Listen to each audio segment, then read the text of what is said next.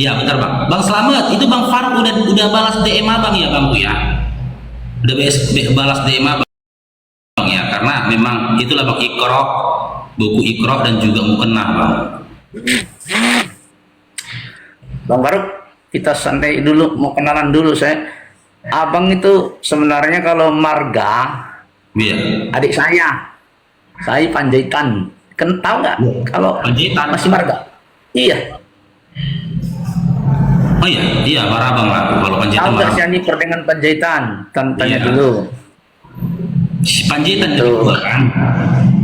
Iya, jadi kalau kita Batak itu, ya kan, Panjaitan itu paling tua, baru Silitonga, ya kan, Iya. baru kemudian siapa lagi? Ada Syanipar, Siagian, Sianipar Syanipar. dulu bang, Siagian dulu baru Sianipar. Ya, Siagian dulu baru Syanipar lah, apa Bontot atau paling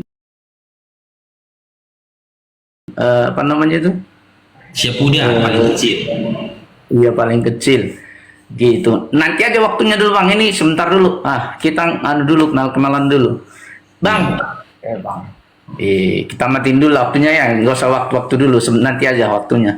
Nggak apa-apa, nggak apa-apa. Ini untuk tap-tap saja nih untuk Oh iya. Aku baru live soalnya, Oke. baru live soalnya. Untuk memperkuat Bang apa ini nih? loh bang. Ah. Bang Faruk, saya panggil apa nggak apa-apa atau adik boleh ya. Walaupun Adiknya kita tuh. beda keyakinan, jangan sampai kita itu retak gitu. Setuju, setuju. Iya, jangan, ya kan. Saya baru kali ini ngomong-ngomong sama adik saya Faruk ini. Ternyata Faruk ini ya pinter juga saya lihat ketika diskusi. Itu ya. Alhamdulillah. Ya. Senang saya, ya kan. Tapi ya itu tadi kita boleh beda keyakinan, kita boleh apa namanya, jangan sampai ada di antara kita itu kebencian gitu. Apalagi kita satu suku, ya kan. Nah, enggak boleh kalau menurut saya. Gitu Bang Faruk. Setuju bang, setuju. Dan di dalam iman Sekarang Islam, adik Faruk tinggal di mana? di Belawan bang, di Belawan. Oh, masih di Medan lah. Ya. Iya, di Medan. Abang di Kebetulan mana? ini di Tarutung. Oh bang di Tarutung. Iya, kampungku di Tarutung. Dekat Salib Kasih itu enggak? Kurang lebih lah dari situ sekitar ya mungkin 10 kilo lah. Salib Kasih kan di gunung, kami Iya, di bawah masih cukup jauh lah. ya ke pasar gitu. Kami dekat pasar itu di situ. Gitu. Jadi masih bisa ngomong Batak. Baboy, wah sedang boy roh. Oh iya teh. Oh iya teh. Oke. Ani mau makatai kita merwasa bat ison dan yetusian non dia ngedang yetusi Oh lo. Cuma ini aja, cuma bertanya aja. Jadi ada yang bilang tuh Horas tulang. Nah, Horas juga ya kami tulangmu ya. Bang Baruk, kita mau ngomong-ngomong selu-selu apa yang mau kita omongin ini? Iya boleh kita diskusi santai boleh abangku bang Christian. Karena abang lah yang kasih topik yang Topik. santai-santai aja. Kalau aku gini bang, topiknya itu lebih coba gimana kalau kita bahas tentang korban pengampunan dosa, korban penghapusan dosa. Penghapusan dosa. Oh gitu.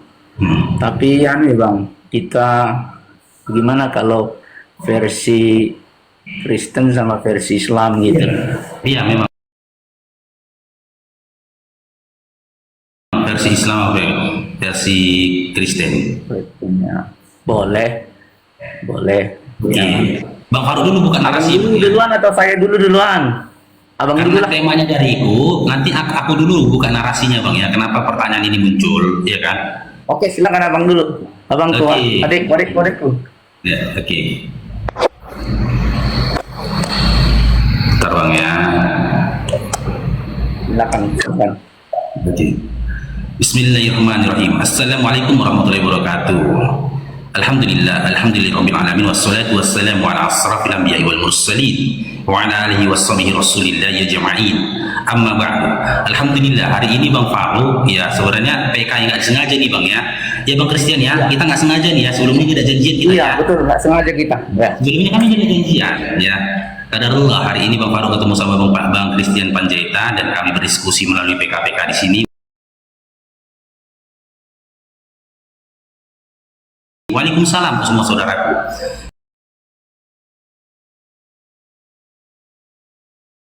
Ya, dan kami sepakat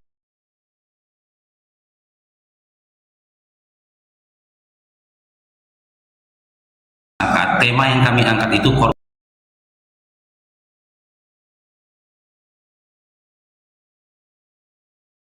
pengampunan.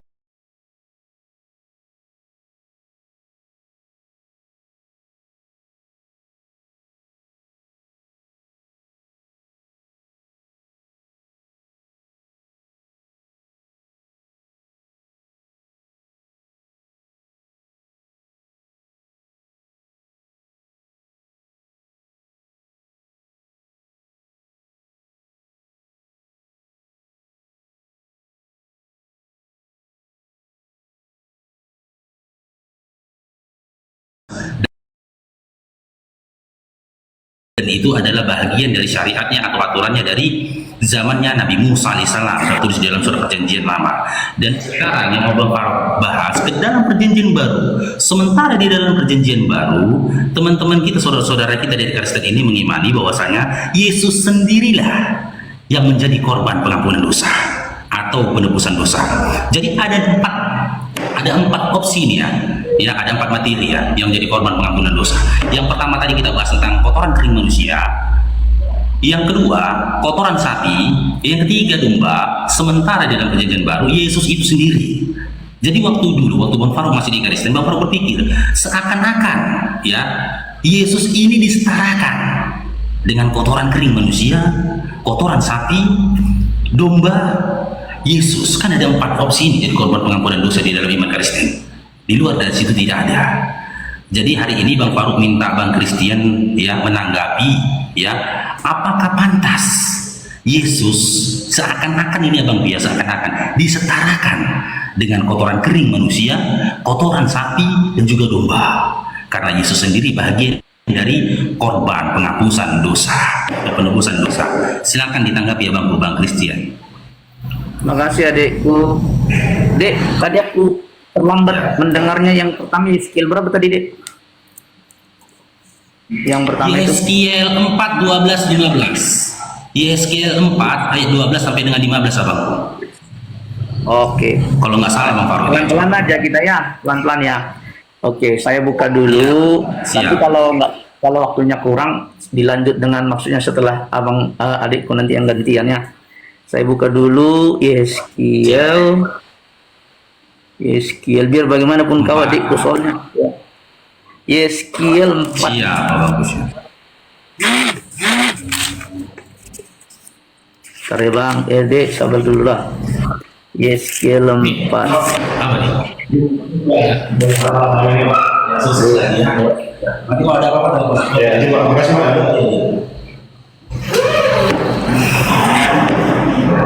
Saya baca dari Yeskiel 4 ayat yang ke-12 sampai 15. Ditulis gini. Boleh ya Bang, boleh. Makanlah roti itu seperti roti jela yang bundar, dan engkau kedengaran suaraku? Suaraku kedengaran? Dengar. Oke.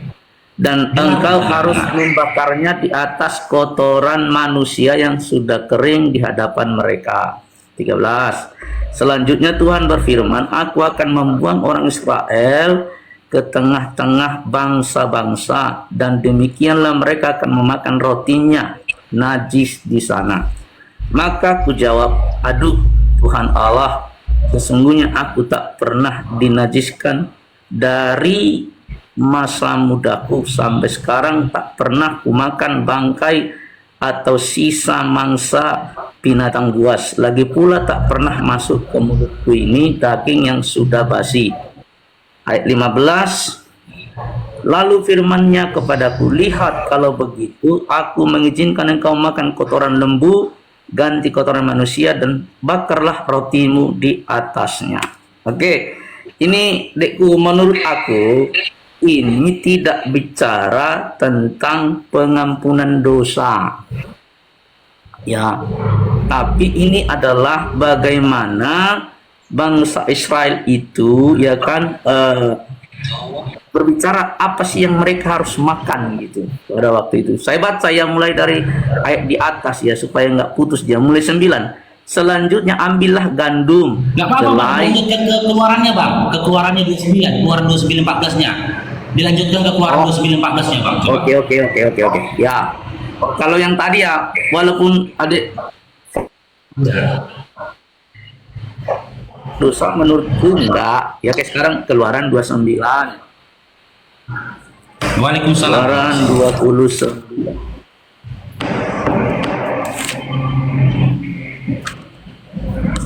Oke, keluaran 29 ayat yang ke-14. Saya baca ya, begini. Tetapi daging lembu jantan itu, kulitnya dan kotorannya haruslah kau bakar habis dengan api di luar perkemahan. Itulah korban penghapus dosa, ya kan? Saya baca dulu mulai ayat 10 supaya terang dia. Kemudian haruslah kau bawa lembu jantan itu ke depan kemah pertemuan. Lalu haruslah Harun dan anak-anaknya meletakkan tangannya ke atas kepala lembu jantan itu. Haruslah kau sembelih lembu jantan itu di hadapan Tuhan di depan pintu kemah pertemuan. Haruslah kau ambil sedikit dari darah lembu jantan itu dan kau bubuh dengan jarimu pada tanduk-tanduk mezbah, dan segala darah selebihnya haruslah kau curahkan pada bagian bawah mezbah. Kemudian kau ambillah segala lemak yang menutupi isi perut, umbai hati, kedua buah pinggang dan segala lemak yang melekat padanya, dan kau bakarlah di atas mezbah. Tetapi daging lembu jantan itu, kulitnya dan kotorannya haruslah kau bakar habis dengan api di luar perkemahan. Itulah korban penghapus dosa.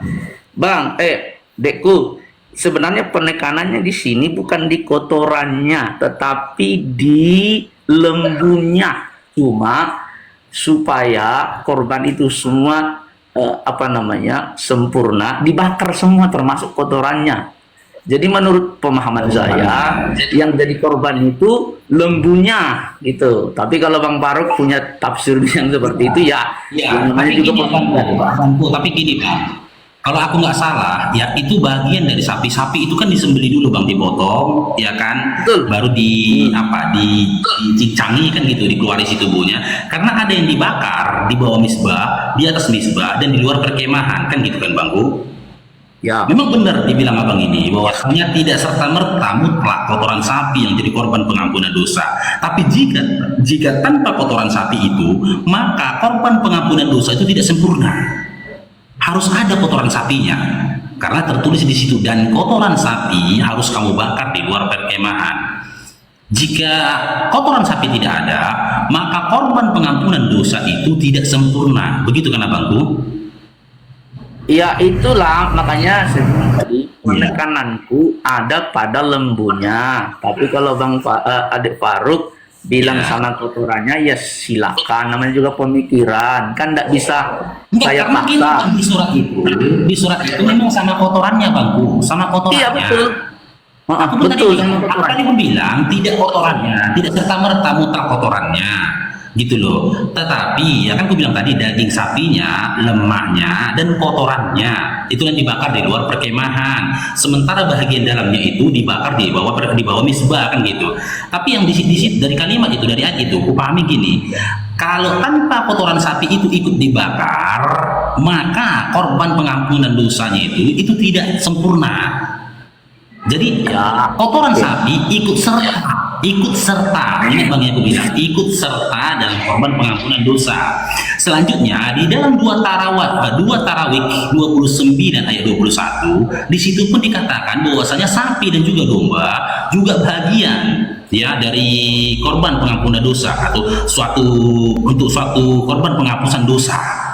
2 Tarawik 29 Tawarik ya. Saya baca ya deh ya. 2 Tawarik Bentar ya, kita buka dulu Bible nih. 2 Tawarik 29 ayat yang ke-21. Begini, saya baca dari mulai 20. Maka pagi-pagi Raja Hizkia mengumpulkan pemimpin-pemimpin kota dan pergi ke rumah Tuhan. Mereka membawa 7 ekor lembu jantan, 7 ekor domba jantan, 7 ekor domba muda, dan 7 ekor kambing jantan sebagai korban penghapus dosa untuk keluarga raja, untuk tempat kudus dan untuk Yehuda. Ia memerintahkan anak-anak Harun, yakni para imam, untuk mempersembahkannya di atas mezbah Tuhan. Lalu ayat yang ke-22.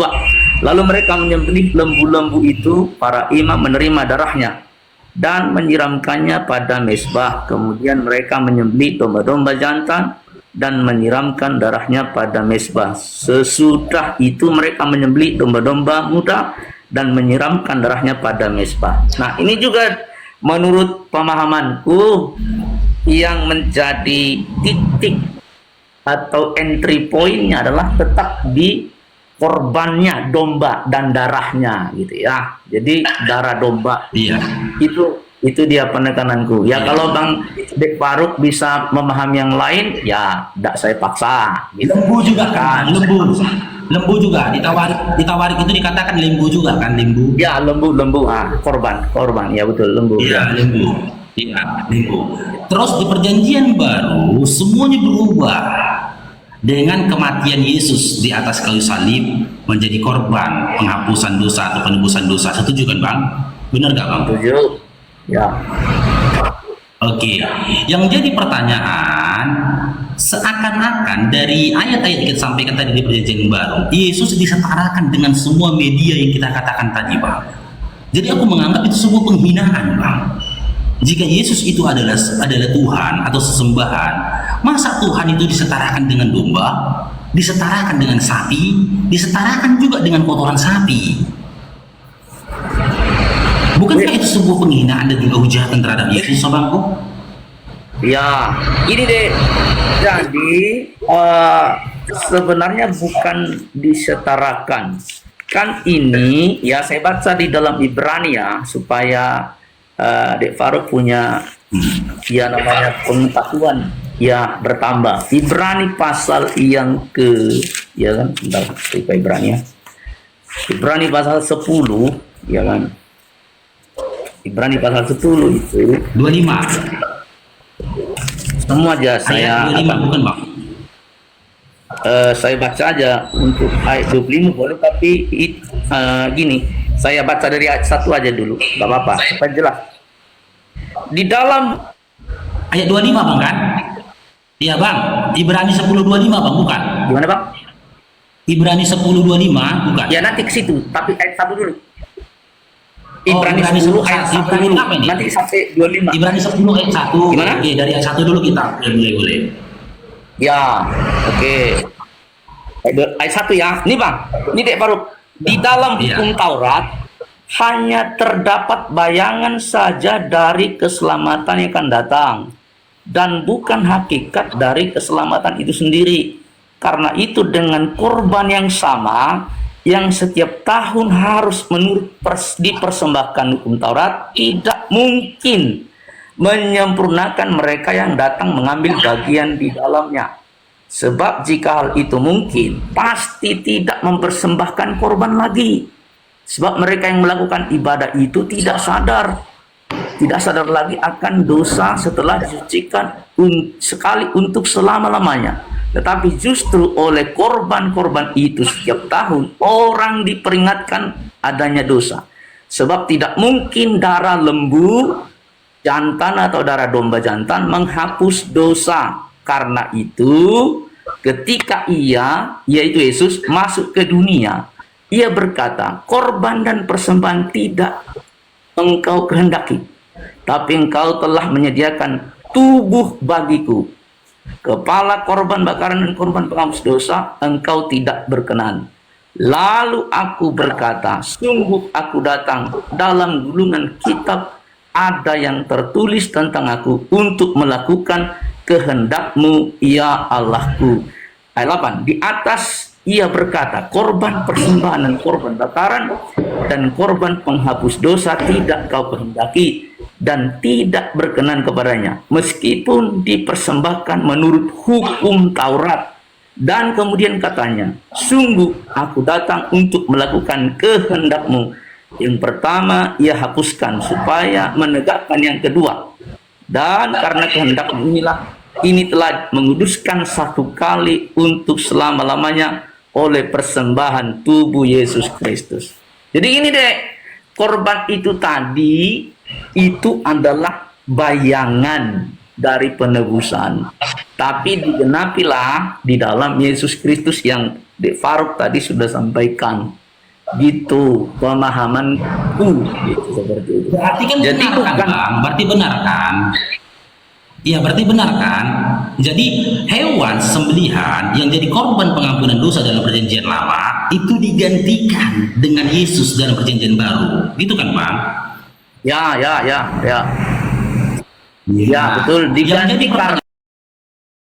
kan tadi gini Bang, pertanyaanku. Iya. Yang jadi pertanyaanku gini, Bang. Ya, pertanyaanku gini, ya. Bukankah itu sesuatu yang membuat Yesus disetarakan, Bang, dengan domba, dengan sapi, dengan kotoran? Kan seakan-akan begitu, Bang. Ya itulah Bukankah itu persepsi atau pemahaman kan berbeda-beda deh. Jadi kalau De Faruk punya pemahamannya begitu, ya saya tidak bisa melarang. Tetapi seperti tadi di dalam perjanjian lama itu saya sudah baca, itu bayangan dari korban Kristus gitu. Ya. Makanya gini, Bang. Makanya gini, Bangku. Maka cara mengcounternya, ya, jika itu memang perintah dari Sang Pencipta, sah-sah saja, Bang. Kita nggak boleh kita mengkritik ya, atau menolak ya, atau bahkan kita memprotes nih jika memang yang Sang Pencipta yang membuat ketentuan seperti itu. Kan setuju, Bang, kan? Ya, Setuju kan? Jika memang itu sudah jadi kehendak dari Sang Pencipta, kita nggak bisa, Bang, merubah-rubahnya, Bang. Memang itu kehendak dari Sang Pencipta. Untuk membuktikan itu adalah kehendak dari Sang Pencipta, Bang Faruk mau tanya sama Abang. Coba Abang sebutkan satu surat saja di dalam Bible, di dalam Perjanjian Baru, di mana Allah Bapa itu sendirilah yang menentukan atau menyampaikan bahwasanya Yesus itu memang harus mati di kayu salib untuk menebus dosa manusia. Jika ada ayat itu, maka kita tidak boleh mengkritik lagi atau menyatakan bahwasanya Yesus itu seakan-akan dihina atau dihujat atau direndahkan karena dia disetarakan dengan lembu, dengan domba, dan dengan kotorannya. Ada nggak? Jika ayat itu tidak ada, maka dicurigai ketentuan-ketentuan semua itu buatan manusia, bukan Sang Pencipta. Baik. Ini deh, saya coba perjanjian baru yang intinya Yesus jadi korban tebus dosa gitu ya. Intinya itu. Iya, Allah Bapa ya menyampaikan bahwasanya ini anakku yang kukasihi, atau ini Yesus, atau seperti apalah kosakatanya, adalah korban penghapusan dosa, atau dia mati. Memang Allah Bapa menghendaki bahwasanya Yesus ini harus mati di kayu salib untuk menebus dosa manusia. Ya. Jika ada ayat ini, maka kita coba tidak bisa lagi menyerahkan antara Yesus dengan korban manusia. Saya baca ya, Bang. Di Faruk, saya baca Ya, di dalam Filipi 2 ya, saya baca ya. Filipi 2 ayat yang ke-8 atau mulai dari yang ke-5 ya, saya sampai 11. Saya baca ya. Meskipun tidak literal seperti De Faruk minta, tapi ini mewakili. Saya baca ya. Hendaklah kamu dalam hidupmu bersama menaruh pikiran dan perasaan yang terdapat juga dalam Kristus Yesus, yang walaupun dalam rupa Allah tidak menganggap kesetaraan dengan Allah itu sebagai milik yang harus dipertahankan, melainkan telah mengosongkan dirinya sendiri dan mengambil rupa seorang hamba dan menjadi sama dengan manusia. Dan dalam keadaan sebagai manusia, ia telah merendahkan dirinya dan taat sampai mati, bahkan sampai mati di kayu salib.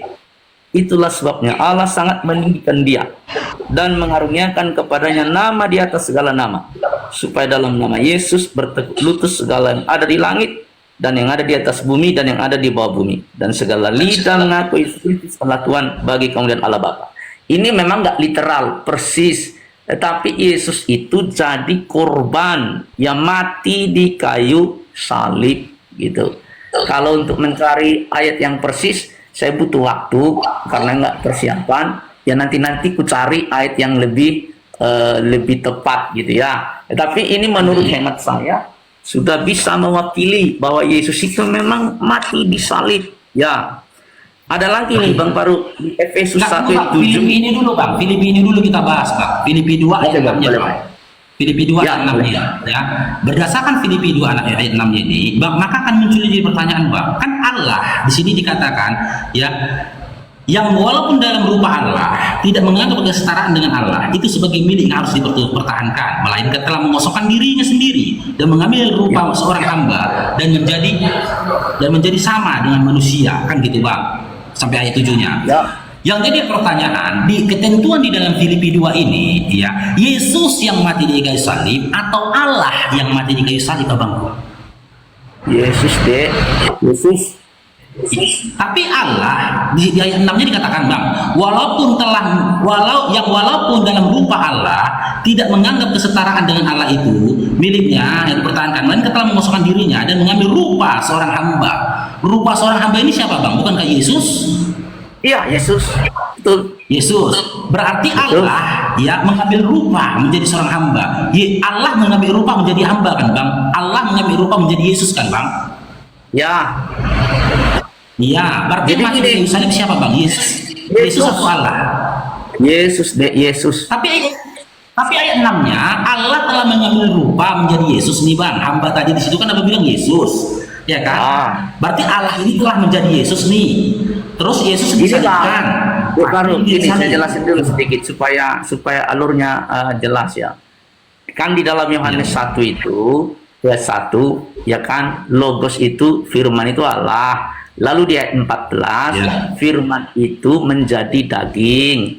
Tetapi maksud menjadi daging bukan berarti Allah itu sudah jadi Yesus, tidak ada lagi Allah. Kan Allah itu adalah roh, tapi jadi daging Yesus, ya kan? Makanya di Filipi 2 ini, yang roh tadi itu mengambil diri menjadi daging atau menyerupai daging. Daging itulah yang disalibkan. Maksudnya itulah yang disalibkan itu siapa? Yesus. Harusnya abang seharusnya fokus kepada kata mengambil rupa menjadi seorang hamba. Oke, gini Bang. Gini ya, gini.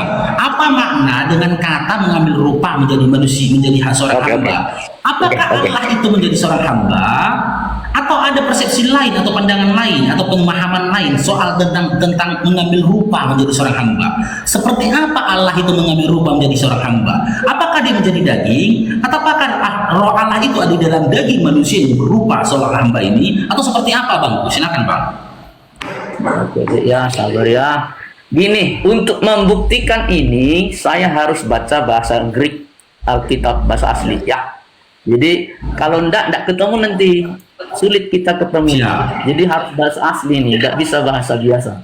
Nah, di dalam bahasa asli Filipi 2 ayat 6 itu ya. Sebentar ya Adik, saya baca. Saya mau tunjukkan bisa juga sih, tapi apa namanya kecil tulisannya. Nggak apa-apa ya. Ini ya, saya tunjukkan ini Dek ya. Coba. Oke. Bentar, kameranya saya balikkan dulu. Ya. Sudah kelihatan Dek? Kecil ya? Ya kecil sih, tapi kuupayakan Abang bisa nampak Bang. Kuupayakan. Iya. Aku jadi nggak bisa baca karena terhalang kamera ini. Saya gini aja lah. Saya baca dari sini ya. Ya. Host. Bonere. Ini Bang. Ya. Dapat. Ya. Ya kan. Oke, saya baca ya. Host and ponere, ya kan? Theo uparkon on arpa gnom EG1 to AI Isa. Nah itu dia ya, artinya apa di situ ya, saya akan jelaskan supaya kita ngerti, jadi biar jernih ya. Oke ya.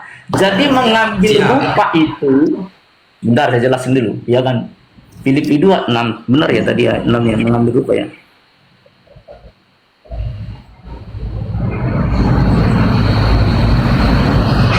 Filipi 2, Ya, 6, saya mulai dari ayat Filipi 6 itu 2, aja. 6 Ya, ayat 6 enggak apa-apa, ya kan? Dikatakan di Ya, sini. Waalaikumsalam. Idea atau Isa, ya kan, Isa itu artinya equality with God. Jadi ada kesamaan, ya, kesamaan, kesetaraan antara Yesus dengan Allah pas dia jadi firman menjadi manusia. Tetapi setelah dijadi manusia, dikosongkannya, ya, dikosongkannya dirinya, ya, dikosongkannya dirinya menjadi manusia. Jadi ketika Yesus jadi manusia, Bang Dek Faruk, dia tidak lagi sebagai Allah yang berkuasa sebagai Theos, tidak lagi, tidak lagi. Jadi Theosnya itu ditanggalkan. Jadi mengosongkan diri itu, ya, mengosongkan dirinya, ditanggalkannya, ya kan? Theosnya itu tadi, dia jadi doulos. Doulos itu apa? Hamba. Hamba yang akan mati di salib. Berarti menurut penjelasan Abang, Yesus itu bukan Allah kan Bang? Bukan. Kalau di sebagai juru selamat, dia Yesus bukan bukan Allah. Allah. Bukan. Dia Bukan kurios. Allah. Saya Kurios.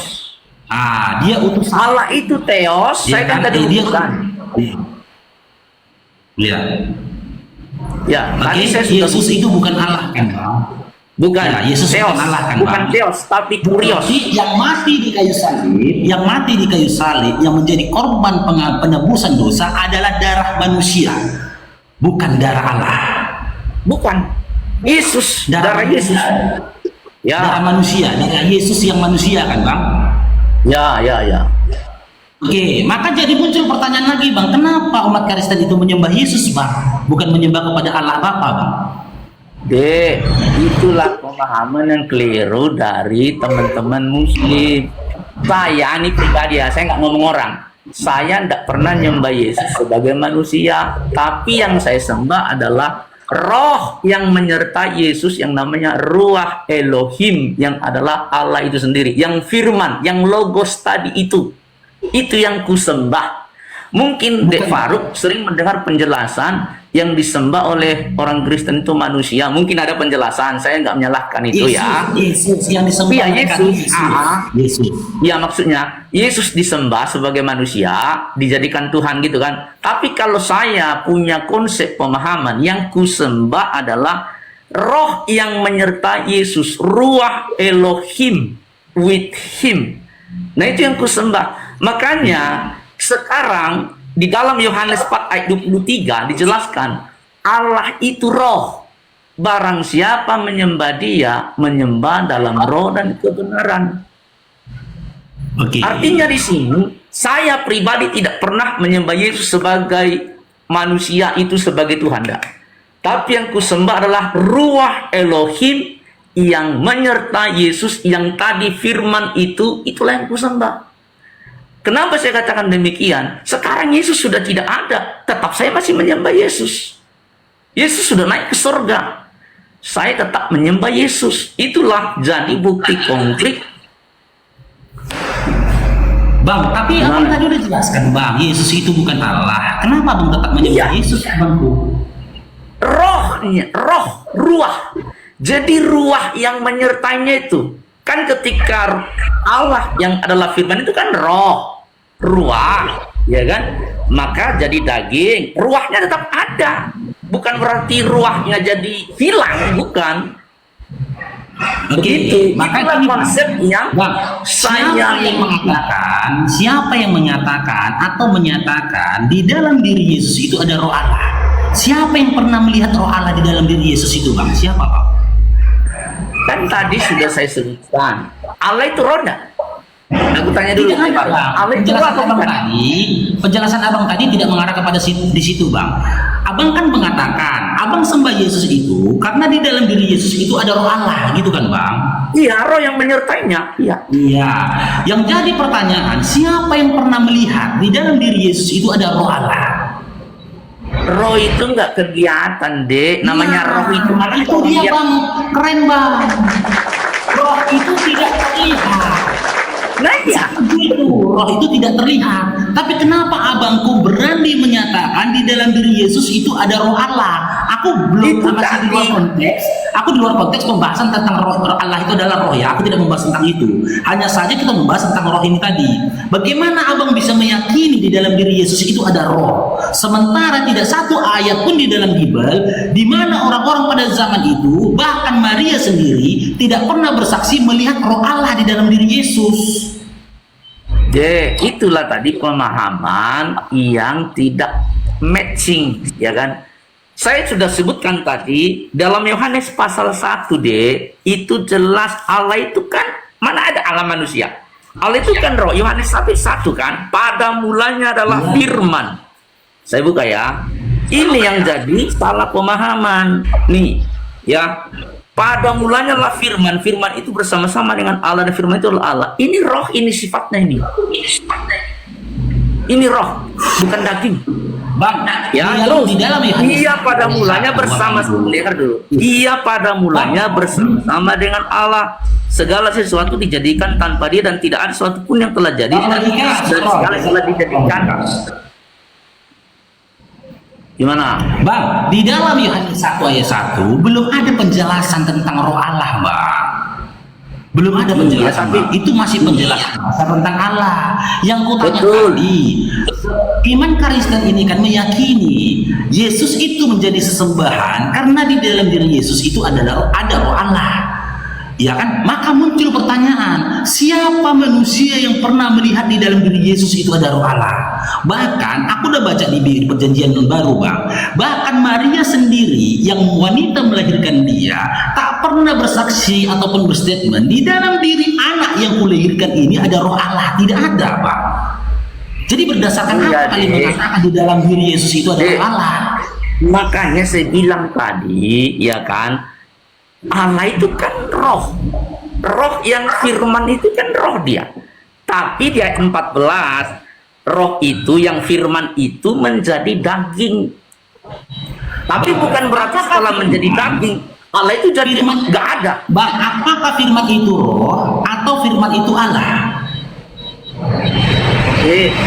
Firman itu roh, iya, firman itu Allah. Ya. Allah itu roh, deh. Kalian udah buktikan tadi itu Yesaya. Allah. Yohanes, Di saat firman, biar di saat firman, ya ini firman nih bang, firman. Di saat firman lepas dari Allah, maka dia akan jadi roh. Gitu. tetap roh. Jadi Allah itu Iya. roh. Bukan Allah bang, firman bang, firman. Bukan Allah gitu, Firman. firman. Abang katakan Ya, firman. Kenapa? firman itu adalah roh, kan gitu bang kan? Ya, Firman itu adalah roh, kan gitu. Contoh bang di dalam surat kejadian 1 ayat 3, Iya. kejadian 1 ayat 3 ayat 2 itu. Bang Allah berfirman, jadilah terang, maka jadi terang itu pun jadi, kan gitu bang. Allah berfirman, jadilah terang, maka terang itu pun jadi. Allah berfirman, berarti firman Allah ini keluar dalam diri Allah dalam bentuk roh menjadi terang, gitu kan? Begitu juga dalam Yohanes 1 ayat 14, ya.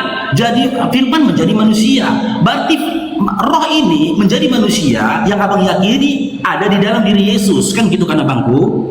Roh Allah ini yang bahagian dari Allah, lepas dari Allah, masuk ke dalam diri Yesus, menjadi manusia dan ada dalam diri Yesus, kan gitu kan bang? Penafsiran abang, Ya. pemahaman abang kan abangku? Nah, yang jadi pertanyaan, siapa yang pernah menyaksikan atau melihat ada roh Allah di dalam diri Yesus? Dek, udah Siapa, bilang, Bang? Sudah saya bilang roh itu tidak bisa dilihat, tapi firman yang Nah, adalah roh. Mana ada orang bisa melihat roh? Roh tidak bisa dilihat. Abang sudah yakini, abang sudah benar itu statement abang. Roh tidak bisa dilihat. Lantas dengan apa abang mengakui atau membenarkan di dalam diri Yesus itu ada roh Allah? Sementara Itu tidak ada tadi. satu ayat pun di dalam Bible. Maria sendiri Dek. tidak pernah mengatakan bang di dalam diri anakku ini atau di dalam diri Yesus ini ada roh Allah, tidak ada bang. Iya, memang secara saklek gitu nggak ada. Tetapi tadi dari konsepnya, itu gitu bang. ya kan saya sudah bilang, secara saklek. Iya, Baru aku suka diskusi kayak bicara dulu. jadi kita diskusi itu yang jujur-jujur saja, tidak ada ya. Secara saklek itu tidak ada. Saklek nggak ada. Dan memang tidak Makanya- ada di dalam Bible atau Perjanjian Baru di mana Yesus, di mana Maria maupun murid-murid Yesus menyatakan dalam diri Yesus itu ada Roh Allah. Tidak ada, karena memang mereka sendiri tidak pernah menyaksikan Roh Allah di situ. Lantas, bagaimana dengan saudara-saudara kita Kristen saat ini yang meyakini dalam diri Yesus itu ada Roh Allah? Itu hanya berdasarkan tafsir mereka saja dan juga pemikiran mereka saja. Itu di luar dari konteks Alkitabiah. Itu bukan pemahaman Itulah kita. ini. Adanya Sebentar aku Allah jelaskan. dalam diri Yesus itu Nih, di luar konteks saya jelaskan Alkitab, supaya di nggak luar salah konteks salah Bible. pengertian. Supaya jangan salah pengertian. Makanya tadi saya bilang, ya kan, Allah itu kan roh. Bahkan tadi Bang Dek Faruk sudah bilang Kejadian 1 ayat 1 dan seterusnya. Allah itu roh. Roh itu firman. Firman itu menjadi daging. Tapi bukan berarti setelah daging jadinya Allah itu jadi daging. Tetap roh itu ada. Tetap Allah yang adalah roh itu ada. Tetap eksis. Tidak pernah berubah. Nah, di dalam itulah kami punya keyakinan yang kami sembah itu bukan Yesus sebagai manusia, tapi sebagai roh. Dan klarifikasinya adalah dalam Yohanes 4 ayat 23. Yesus mengatakan kepada wanita Samaria, Allah itu roh. Barang siapa menyembah dia, menyembah dalam roh dan kebenaran. Yesus sendiri mengakui itu. Jadi yang kami sembah bukan Yesus sebagai daging, tapi roh Allah yang diam dalam diri Yesus. Gitu. Ya, oke. Nggak ketemu kan? Kita Ya, pasti oke. debat kusir kalau di sini. Nggak ketemu itu.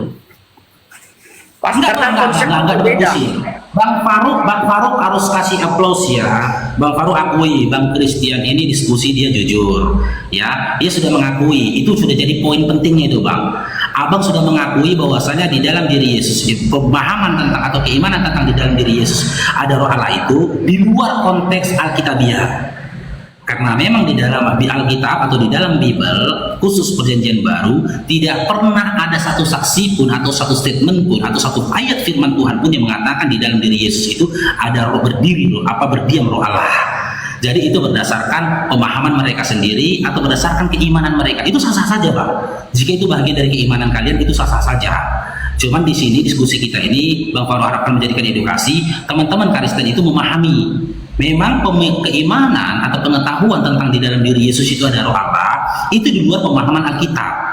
Karena mamanya sendiri Maria dan murid-muridnya itu tidak pernah berkata seperti itu. Dan manusia di zaman sekarang pun tidak ada yang bisa menyatakan atau bersaksi pernah melihat roh Allah di dalam diri Yesus. Karena mereka tidak hidup sejaman dengan Yesus. Maka dengan ini kita closing ya berarti tentang pengampunan dosa tadi. Yesus itu, tapi kalau abang memuji Yesus berdasarkan roh Allah itu sah-sah saja. Jika abang berdasarkan Allah itu adalah roh, itu sah-sah saja. Itu di bagian dalam ranah iman abang, dan Bang Faruk tidak boleh mengganggu keimanan abang. Itu urusan abang, keimanan abang. Jadi berdasarkan pemahaman kita tadi, dimulai dari diskusi kita awal tadi, jelas Yesus selama di dunia dia bukan sang pencipta, dia bukan Allah, dia juga bukan Bapa. Tetapi berdasarkan tafsiran dan juga pemikiran mereka, saudara-saudara kita terkhusus abangku Kristen, setelah terjadinya penyaliban itu tadi dan setelah dia diangkat ke langit, dia menjadi Allah dan dia menjadi Bapa. Gitu kan abangku? Ya, ya jadi roh. Iya. Roh Iya. itu yang kami sembah. Iya. Dek, sekarang giliran saya yang tanya. Di surga nanti, dan di surga itu Yesus menjadi Tuhan. Kan gitu kan Bang? Di surga Yesus Ya. menjadi Tuhan. Tapi dia tetap menjadi anaknya Maria. Sudah nggak lagi kan, sudah jadi roh. Anaknya Maria kan daging. Loh, yang terangkat ke surga itu kan Bang, menurut iman abang, yang terangkat ke surga itu kan dagingnya ikut kan Bang? Setelah dia bangkit dari kematian, kan ikut daging Iya, Bang, terangkat. tapi Daging kan bukan ikut dari daging, dunia, kan? bukan daging yang dilahirkan Maria lagi, tapi berubah dari daging kemuliaan, tubuh kemuliaan. Berarti di surga nanti Maria itu, Yesus itu nggak jadi anak Maria lagi Bang? Ya enggak lah, mana ada anak Maria lagi dia di surga. Loh, Dia jadi sudah jadi Maria Allah, sudah jadi roh. Jadi gini, anak Maria itu sebenarnya Maria itu kan cuma dipakai Tuhan untuk tempat. iya, iya dipakai atau digunakan itu terserah. Cuman jadi pertanyaan Nah, kemana digunakan. anak Maria bang? Jadi anak Maria mana bang? Eh? Anak Maria mana? Anak Bilang. Maria. Gini, Pak, ini Dek baru konsepnya sudah nggak pas kita ini. Jadi selama itu Yesus di muka bumi dilahirkan, itulah anak Maria. Iya anak Tapi Maria. setelah di surga nggak ada anak Maria lagi bicara di situ karena sudah jadi Allah yang adalah Roh. Oke, jalannya kan gini bang. Yesus ini lahir melalui rahim Maria, maka dia adalah anak Maria kan gitu kan bang. Udah, setelah berjalannya waktu dia disalibkan di kayu salib kan gitu bang. Yang mati di kayu salib ini kan anak Maria kan bang. Dek, saya tidak mengatakan di situ anak Maria. Saya nggak mengatakan itu. Loh, jadi Yesus itu anak siapa bang? Allah memakai rahim Maria.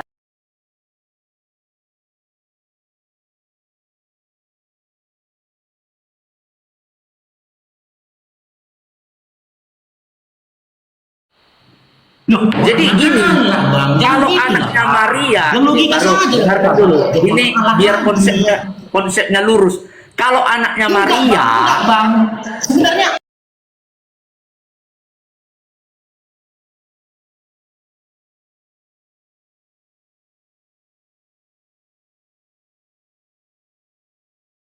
Maria bersetubuh nggak dengan si Yusuf baru Yesus lahir? tidak. Nah, maka itu karena itulah kalau disebut dia anak Maria berarti harus bersetubuh dia dengan Yusuf. Yusuf tidak ada dicatat di Alkitab bersetubuh dengan Maria. Makanya kami tidak pernah punya konsep Yesus anak Maria, nggak ada itu. Itu konsep dari teman-teman Muslim yang mengatakan Bang, di Yesus dalam Maria. Bible, Jadi di dalam Alkitab Bible, sama sekali tidak pernah menjelaskan Yesus anak Maria. Gitu. ya abangku, di dalam Bible ada satu ayat di mana Yesus berkata di depan murid-muridnya, ya, wahai ibuku, inilah aku anakku dan inilah ibuku. Abang pernah baca nggak ayat itu? Ya, Wahai ibuku. Pernah. Berarti kan di situ dikatakan Yesus mengatakan, Maria, aku ini anakmu dan engkau ibuku. Kan begitu penjelasan dari ayat itu kan, Bang? Iya, Ya, Dek, betul. ya, Ada ayat berarti itu Yesus anak Maria, kan? selama di Yesus. dunia.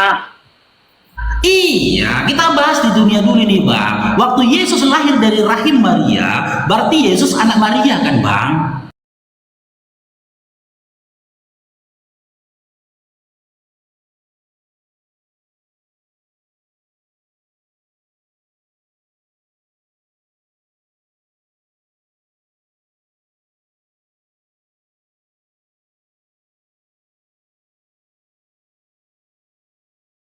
Yesus, dan abang udah sepakat dengan itu.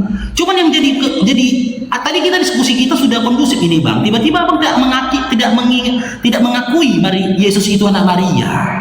Yesus kan lahir dari rahim Maria dan berdasarkan ayat yang kusampaikan tadi, di mana pertemuan antara Yesus dengan Maria, Yesus berkata, wahai ibuku, inilah aku anakmu.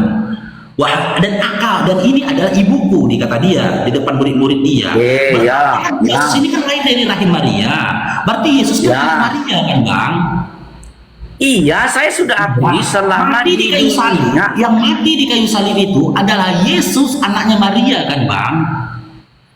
Ya, sudah secara daging sudah. Dan yang bangkit pada hari ketiga itu adalah Yesus si anak Maria kan, Bang?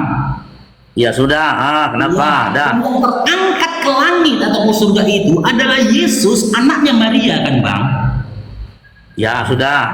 Berarti di saat dia sampai di surga, dia tetap jadi anaknya Maria kan, Bang? Oke, ya sudah secara pemikiran Bang Di surga nanti Yesus itu adalah Tuhan umat Kristen kan, Bang?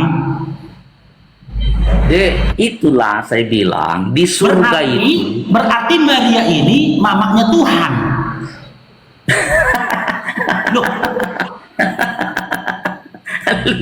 Dek, di surga itu sudah jadi roh, nggak ada lagi anaknya Tuhan di situ, nggak ada lagi anaknya Maria. Bang, Sudah jadi daging Yesus kemana, Bang? Waktu bangkit dari kematian, yang mati itu adalah daging, dan yang bangkit itu adalah daging, iya kan? Ya, Dan yang Tapi terangkat bukan ke langit daging seperti dan kita terangkat ke ini, surga. tapi namanya tubuh kemuliaan. Saya baca ya. Apapun namanya, mau dia tubuh kemuliaan, mau tubuh keagungan, mau tubuh kesucian, intinya daging yang pernah dilahirkan Maria. Itulah yang mati, itulah yang bangkit, dan itulah yang terangkat ke surga. Gitu, maka sampai di atas, sampai di surga nanti, tak serta-merta itu memutuskan hubungan antara anak dengan ibunya. Maka di surga nanti Maria ini menjadi mamanya Tuhan, kan Bang? Itulah konsep. Mana ada Tuhan punya mama? Loh, Itu ada cuma di dunia, Bang. Baru. Makanya kita itu beda konsep sudah. Jadi nggak nyambung kita. Karena abang konsep dunia dibawa ke surga. Nah itu yang nggak masuk. enggak persoalannya Bang, dunia itu ikut ke surga. Nah Bang. sekarang itu kita akhiri aja. Saya mau bertanya sama Bang Faruk sekarang. Abang sudah 1 jam loh ngomong terus. Saya yang jawab. Sekarang aku mau jawab dulu. Mau tanya dulu abang. Dek Faruk. Silakan. Jelaskan dulu kepada saya konsep penebusan dosa atau konsep keselamatan dalam Muslim. Oke, ya. Bismillahirrahmanirrahim. Pakai dalil ya, Dek. Pakai dalil. Ya, siap. Ya, jadi di dalam iman Islam tidak ada konsep penebusan dosa. Tidak ada konsep kita menumbalkan sesuatu atau mengorbankan sesuatu supaya kita mengampatkan pengampunan dosa. Karena apa? Allah menyatakan dirinya, Dia Maha Penerima Taubat. Jadi konsep pengampunan dosa ada dalam diri manusia itu sendiri. Ya, dalam konsep taubat. Di saat dia dalilnya Dek. Ya nanti Bang, dalil. Nanti dalilnya Bang, nanti dalilnya. Aku narasi dulu. Seperti awal tadi kan aku narasi juga. Ya. Jadi agak lupa aku nih Bang. Ya. Jadi pengampunan dari Allah itu berdasarkan permohonan dari hambanya sendiri. Di saat dia menyatakan diri dia taubat dan memohon ampun kepada Allah, maka dia mendapati Allah itu Maha Pengampun, lagi Maha Pengasih dan Maha Penyayang. Dalilnya surah An-Nasr ayat terakhir ya. Innahu kana tawwaba. Kita buka Bang ya. Gimana Dek? Kita apa tadi? Iya, ini aku buka.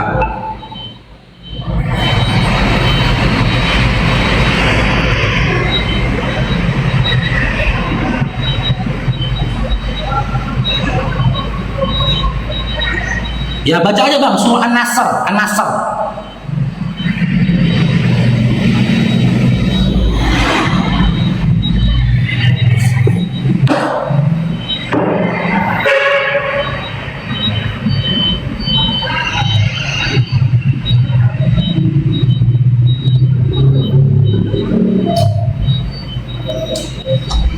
Baru An-Nasr itu nomor berapa? Biar cepat nyarinya. An-Naziyat kah? An-Nasr itu nomor berapa? Tulis aja Bang. Tulis aja An-Nasr. Kalau ditulis di sini yang apa ini An-Nasr.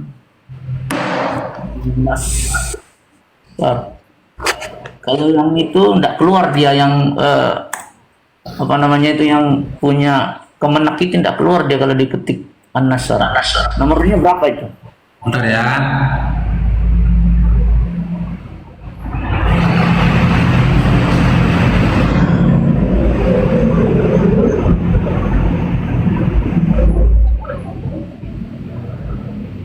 $110 abangku.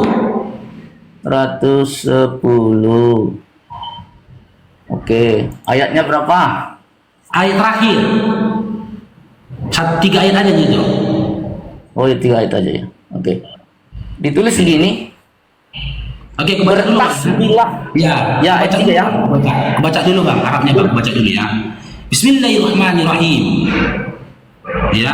Idza jaa nasrullahi wal fath wa ra'aitan nasa yadkhuluna fi dinillahi afwaja fasabbih bihamdi rabbika wastaghfir innahu kana tawwaba. Apabila telah datang pertolongan Allah dan kemenangan dan engkau melihat manusia berbondong-bondong masuk agama Allah, maka bertasbihlah dalam dengan Tuhanmu dan mohon ampunlah kepada Tuhanmu, sungguh Dia Maha Penerima Taubat.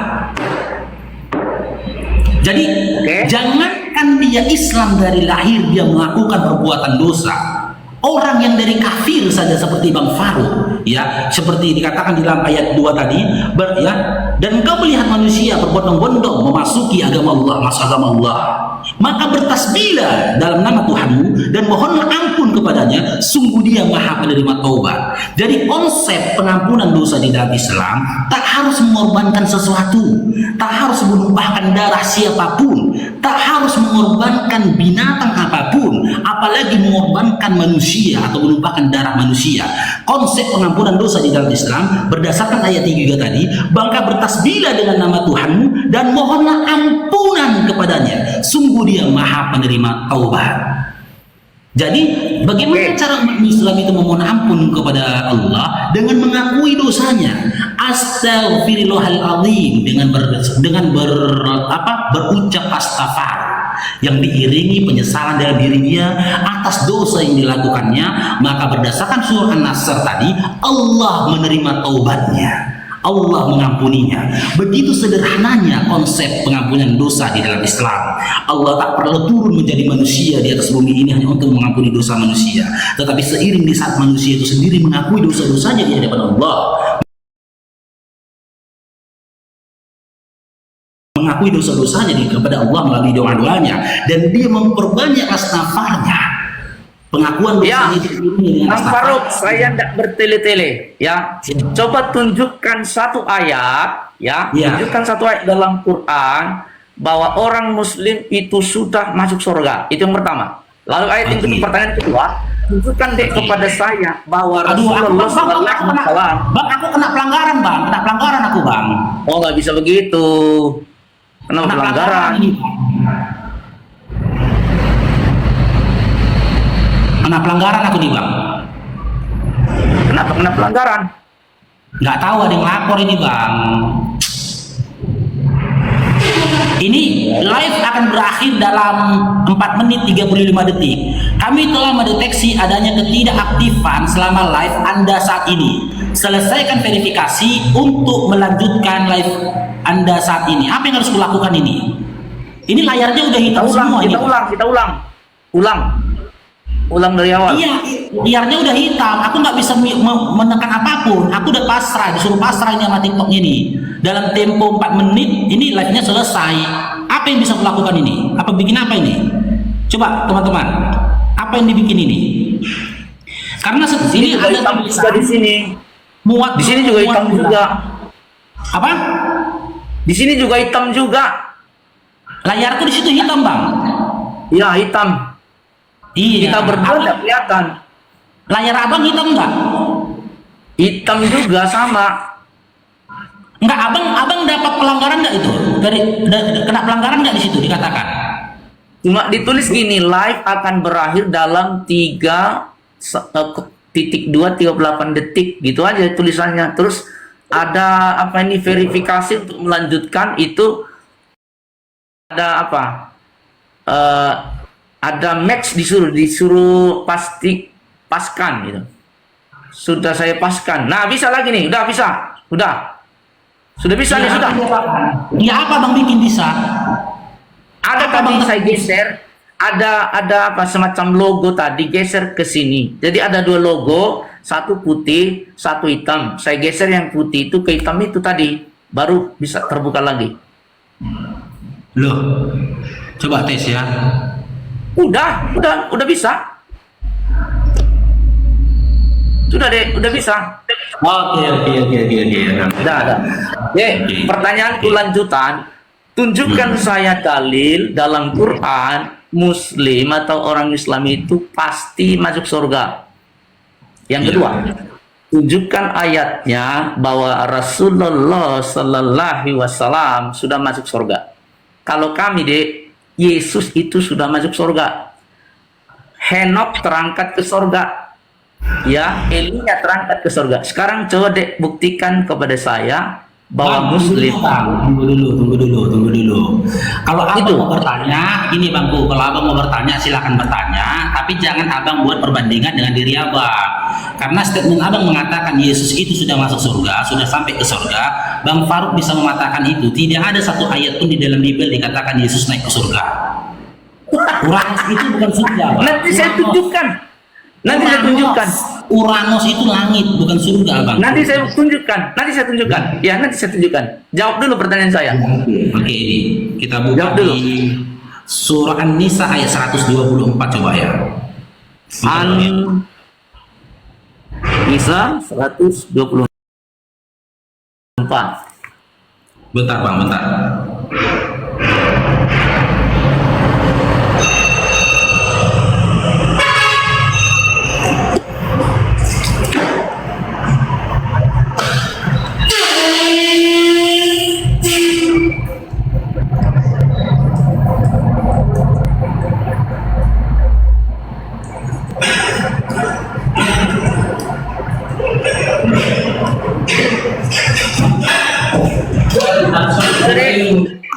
Apa? Sudah? Bilang aja, terima dia lamarannya, bilang sama dia, terima lamaran. Udah, Bang? Sudah, saya baca ya. Oke. Siapa yang beramal soleh, baik laki-laki maupun perempuan, sedangkan dia beriman, akan masuk ke dalam surga, tidak dizalimi sedikit pun. Di sini tidak ada kepastian, Dek. Hanya akan. Oke. Yang beramal soleh. Pertanyaan saya lagi, amal soleh yang gimana? Oke, dijelaskan, Bang ya. Amal soleh yang gimana? Dan akan, belum pasti. Ya, oke. Ya, aku jelaskan, Bang ya. Jadi di situ ada kata amal soleh. Ya, kata soleh itu hanya ada di dalam Islam, terkhusus ada di dalam Al-Quran. Di dalam kitab lain atau dalam iman lain tidak ada kata soleh. Jadi kata soleh itu miliknya umat Islam. Dan barang siapa yang mengerjakan amal kebajikan, baik laki-laki maupun perempuan, sedang dia beriman, ya, iman Islam itu iman, abangku. Apa imanmu? Islam.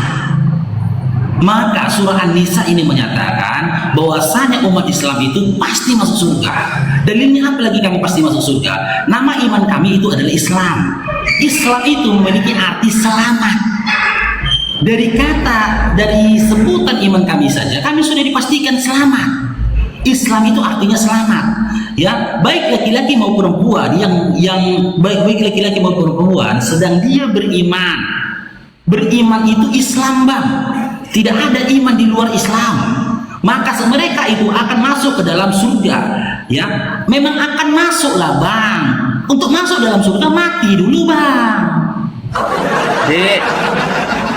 Dek, Itulah kata-katanya memang kelemahannya. Gini, Bang, abangku, kata-katanya pastinya akan tertulis. Dek, saya tadi tanya amal soleh itu kayak apa? Dek Faruk belum bisa jelaskan secara terukur. Harus terukur. Sekarang amal soleh. Abang bertanya sekarang amal soleh. Terus yang kedua, akan itu belum tentu masuk. Namanya juga akan. Kata Itu deh, akan itu tadi. Akan.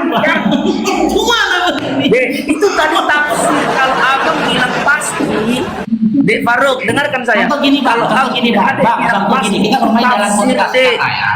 Kita bermain akan dalam sama pasti bedanya apa? Iya, karena ya akan lah, Bang. Aku kan sekarang masih hidup, Bang, di atas dunia, Bang. Untuk masuk ke dalam Tetapi dulu, Bang.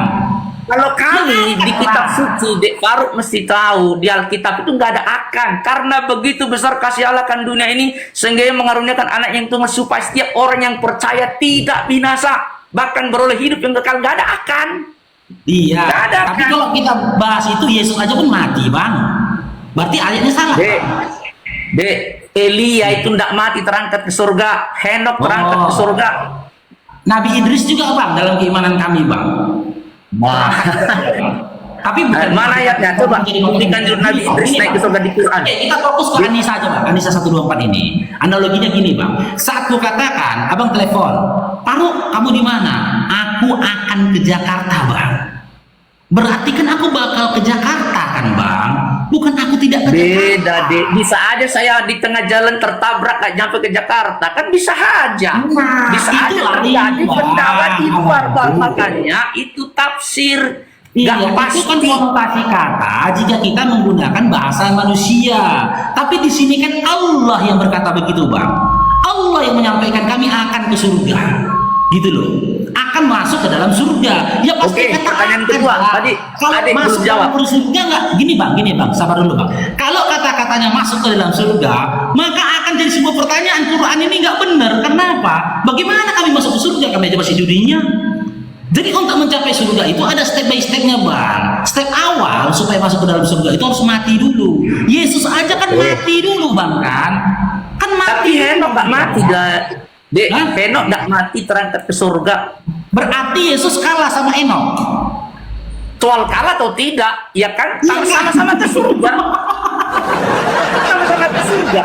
Makanya Yesus deh, kalah. saya bilang Yesus kalah tadi sama baru Enok. akan, baru Iya. akan, belum pasti. Ih, Bisa bukan aja kata keserimpet di akan situ itu. naik. Akan deh tadi Akan kita itu. udah baca. Iya, bang, kata akan itu bukan berarti tidak akan. Beda, bang. Kecuali Iya tulisannya itu tidak tafsir akan. deh. Ya jelas Adikku yang kata kata akan. itu tafsir. Kok itu tafsir tafsir, itu Dek. ayat? Bang, ini ayatnya loh, bang. Maka mereka itu akan masuk. Akan. Iya, kalau Iya. jadi akan pasti itu Iya, tafsir. karena ada proses bang untuk masuk ke dalam surga itu ada proses. Dan kami ini akan memang Gitu loh, Bang. Lucu Tidak, adikku. kecuali tadi bang, kecuali tadi ayatnya bertuliskan tidak akan. Berarti kami tidak akan ke sana. Tapi kami akan ke sana. Oke. Tapi untuk mencapai ke Kita sana, tinggalkan itu, kami Dek. harus Dek, mati kita tinggalkan dulu. itu. Dek, kita tinggalkan itu. Yang kedua pertanyaan saya tolong jawab. Tunjukkan Ya. ayatnya Rasulullah Sallallahu Wasallam sudah masuk surga dari kitab Quran, jangan dari tempat lain. Oke. Ini pertanyaan keberapa bang? Terakhir, Oke.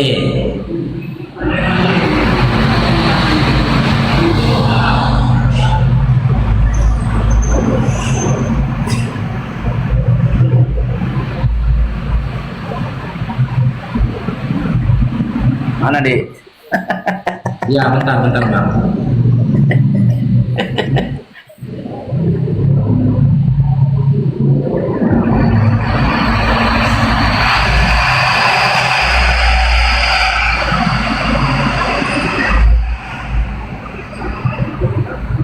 Ini akan masuk surga kan? Bahwasanya Nabi Muhammad Sudah masuk SAW. surga. Sudah. Oh enggak Tunjukkan bang, ayatnya ada, bahwa bang. Rasulullah sudah masuk Dalam surga. iman kami belum ada penghuni surga bang. Belum ada penghuni surga. Yesus ada sudah naik ke surga, masa Enggak abang ada kira Dek bang. baru Yesus nggak ada akan? naik surga bang. Enggak ada. Yesus itu nggak naik surga. Awas saya dengar adik ini bicara. Enggak, aku Aduh. enggak ada. Bang. Aduh, adik. Nggak ada manusia penghuni surga itu belum ada bangku. Dek, Belum Yesus ada penghuni sudah naik surga. ke surga, Dek.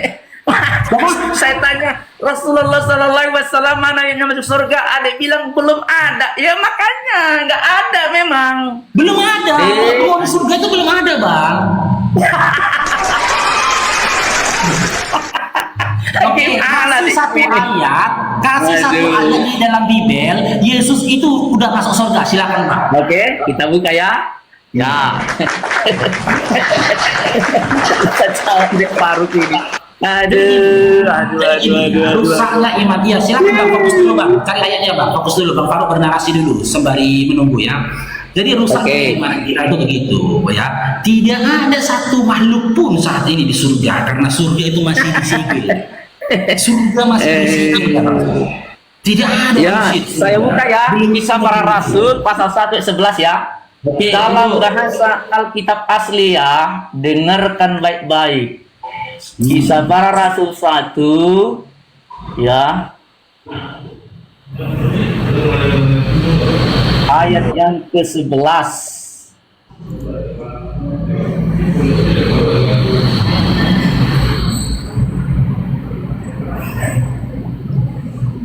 Ya. Silakan bang. Oke. Dikatakan dalam bahasa asli Alkitab ya. Saya baca dulu ya, nanti baru saya tunjukkan. Oke ya. Ditulis begini dalam bahasa asli, bahasa Yunani. Ohikai eipan apores glali galion ti esekate ble pontes ble ponentes eiston ouranon autos o Yesus ho apal meteis af huon eiston uranon autos eleisetai on trapon eteasate auto promenomen eiston uranon. Saya buktikan bahwa uranon itu surga. Lihat ke sini. Ada dek Faru. Nih, saya tunjukkan ya.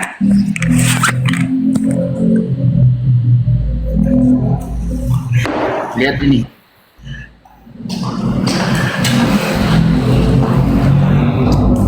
Coba Coba lihat. Uranon itu apa? Itu tuh. Langit. Heaven.